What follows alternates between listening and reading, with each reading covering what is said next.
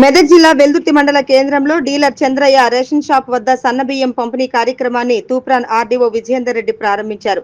గ్రామంలోని ప్రజలకు ఉచితంగా సన్నబియ్యం పంపిణీ చేశారు. ఈ సందర్భంగా ఏర్పాటు చేసిన సమావేశంలో వారు మాట్లాడుతూ తెలంగాణ రాష్ట్ర ప్రభుత్వం ఎన్నికలకు ముందు ఇచ్చిన హామీ మేరకు రేషన్ షాపుల ద్వారా సన్నబియ్యం పంపిణీ కార్యక్రమాన్ని ప్రారంభించిందని తెలిపారు.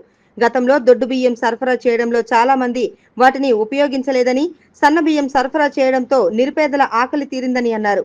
రైతులు సన్నధాన్యం పండిస్తే 500 రూపాయల బోనస్ చెల్లించి ప్రభుత్వం సన్నధాన్యం కొనుగోలు చేసిందని తెలిపారు.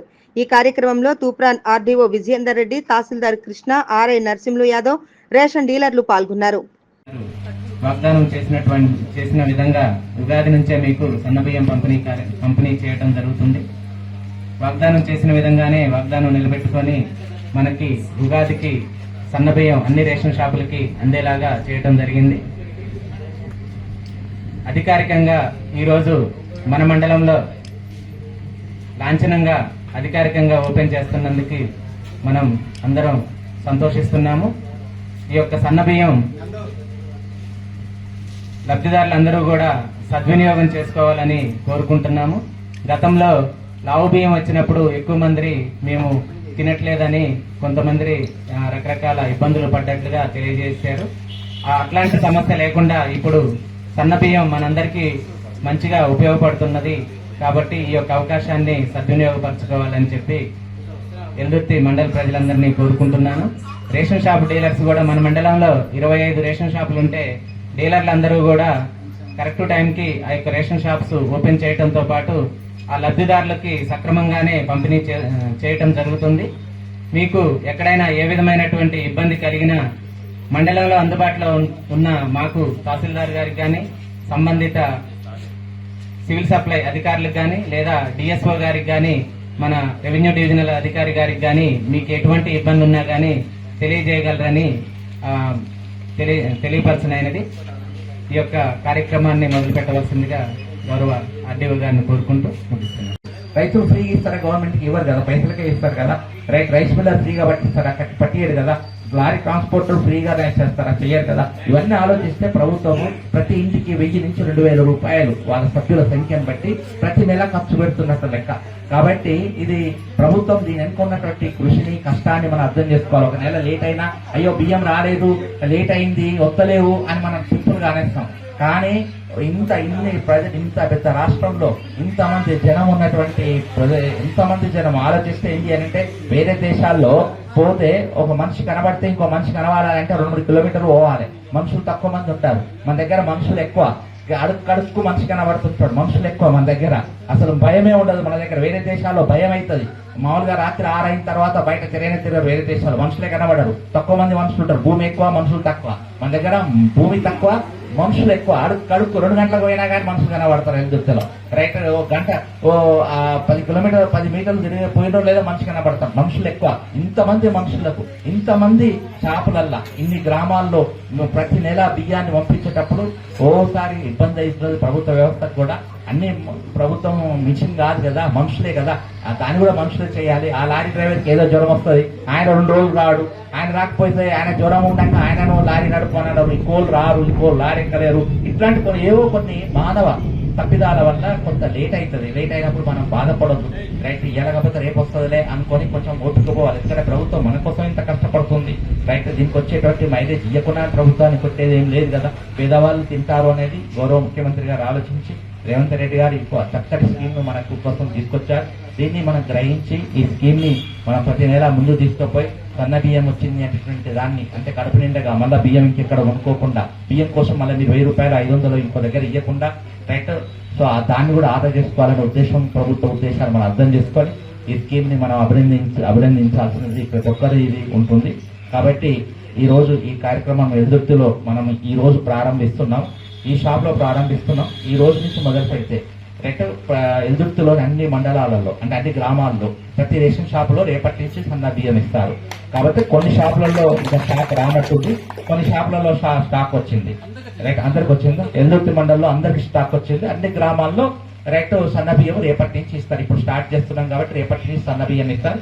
గౌరవ ముఖ్యమంత్రి గారు ఉగాది నాడు ఒక దగ్గర ప్రారంభం చేసి సూర్యాపేట జిల్లాలో ప్రారంభం చేశారు. ఇప్పుడు మనం ఇక్కడ ఎల్దుర్తిలో ఈ రోజు చేస్తున్నాం. రేపటి నుంచి అందరికీ సన్న బియ్యం షాపులలో దొరుకుతుంది. ఇక నుంచి ప్రతి నెల సన్న బియ్యమే వస్తాయి మీకు. కాబట్టి దాన్ని తీసుకెళ్లి ఎక్కడో దగ్గర లేకుండా వండుకొని దాన్ని వినియోగించుకొని, ఎందుకంటే ఇదో దొడ్డు బియ్యం అమ్ముకున్నారు తినరు కాబట్టి, ఈ సన్న బియ్యం తినేదే కాబట్టి అమ్ముకునే అవకాశం లేదు కాబట్టి ఇది పూర్తిగా ఉపయోగపడేటువంటి అవకాశం ఉంటుంది. ప్రభుత్వం యొక్క చేసిన శ్రమకు న్యాయం జరిగినట్టుంటుందని మీకు తెలియజేస్తూ రైట్ ఈ కార్యక్రమాన్ని ప్రారంభించాల్సిందిగా ఎంఆర్ఓ గారిని కోరుతా ఉన్నాం. ఈ రోజు అంటే మనిషికి 6 కిలోల చొప్పున కార్డులో ఎంతమంది ఉంటే అన్ని 6 కిలోల చొప్పున మనకు ప్రతి నెల వస్తున్నటువంటి విషయం తెలుసు. ఇట్లా దొడ్డు బియ్యం రాబట్టి దాదాపు ఒక 1982 అంటే 40 సంవత్సరాలు అవుతుంది. దాదాపుగా 40 సంవత్సరాల నుంచి అంటే 44 సంవత్సరాల నుంచి మనకు రేషన్ షాపులో బియ్యం వస్తుంది, కానీ దొడ్డు బియ్యం. అప్పుడు 44 సంవత్సరాల క్రితము ప్రజలకు అసలు అన్నమే తెలియదు, బియ్యమే తెలియదు. జొన్నలు గట్క తినేటోళ్ళు. గట్క తింటున్నటువంటి పరిస్థితులలో అప్పుడు సన్న బియ్యం అనేదే లేదు. అందరూ మామూలు కొద్ది మందే పండించేటోళ్ళు, నీళ్ల వల్ల వస్తున్నోళ్ళే, నీళ్ళ సౌలతున్నోళ్ళే ఎవరో ఒకరు పండించేటోళ్ళు. ఆ నీళ్ళ సౌలతున్నోళ్ళు కూడా దొడ్డు బియ్యం పండించేటోళ్ళు. కాబట్టి ప్రజలు కూడా దొడ్డు బియ్యమే తినేటోళ్ళు. అందరూ కూడా రాజులైనా దొడ్డు బియ్యం తినేవాళ్ళు, ప్రజలైనా దొడ్డు బియ్యం తినేవాళ్ళు. అట్లా అప్పటి ప్రభుత్వం దొడ్డు బియ్యం ఇచ్చింది.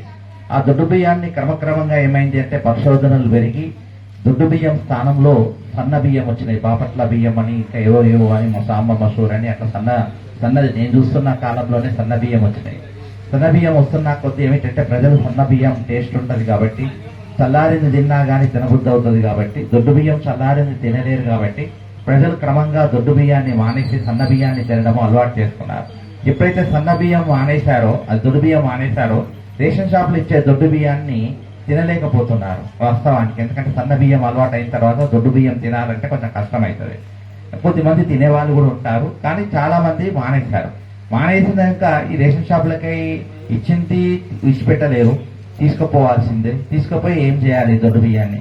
కొందరు పిండి పట్టించుకొని అప్పలు చేసుకుంటారు, కొందరు రకరకాల మనుషులు కదా, ఒక్కొక్కరు ఒక్కొక్క రకంగా. కొంతమంది ఏమో తౌడులో పిండి చేసి బర్రెకు తౌడు పెట్టుకుంటున్నాం అంటారు, కుర్దిలో పోసుకుంటున్నారు. కొంతమంది ఏమో ఇదే రేషన్ డీలర్ దగ్గర నువ్వే ఉంచుకొని నాకు పైసలు ఇయ్య రాదు అంటే రేషన్ డీలర్ గులిగి ఎవరు లేరని చూసి, అంటే నేను అందరని అన్నాను, కానీ ఒకరిద్దరైతే చేస్తారు, చేయకుండా ఎట్లా ఉంటారు. ఆ రేషన్ డీలర్ గులిగి ఆఖరి కిలో 10 రూపాయలు 5 రూపాయలు తీసుకొని రైట్ ఇక ఓ అని ఏలు పెట్టించుకొని రైట్ నీకు బియ్యం ఇచ్చినట్టు పైసలు ఇచ్చేసి ఆయన ఇక దాన్ని ఆ తర్వాత ఏదో బీర్ కంపెనీకో దీనికో దానికో అమ్ముకునేది.